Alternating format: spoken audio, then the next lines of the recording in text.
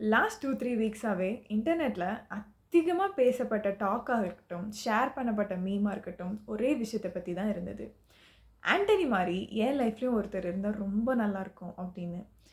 First of all congratulations to everyone. யாரெல்லாம் அப்படி ஒரு மனுஷன் என் லைஃப்ல இருந்தா நல்லாயிருக்கும்னு ஆசைப்பட்டீங்களோ, இல்ல இந்த மீம கிரியேட் பண்ணதே நீங்களா இருக்கீங்களோ, இல்ல அந்த விஷயத்த பத்தி அதிகமா ஒரு 3 வீக்ஸா பேசிட்டு இருந்தீங்கனாலோ, உங்களுக்கு நீங்களே கண்டிப்பா ஒரு பிக்கெஸ்ட் ஹேண்ட்ஷேக் குடுத்துக்கங்க.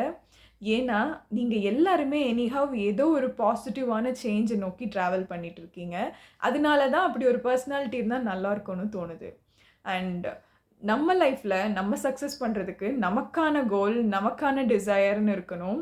அதோட இன்டென்ஷன்ஸ பொறுத்து தான் அந்த மாரி மனிதர்கள வாழ்க்கையில அட்ராக்ட் பண்ணுவீங்க. இங்க எல்லாரும் தனியா சக்சஸ் பண்ணிட முடியாது.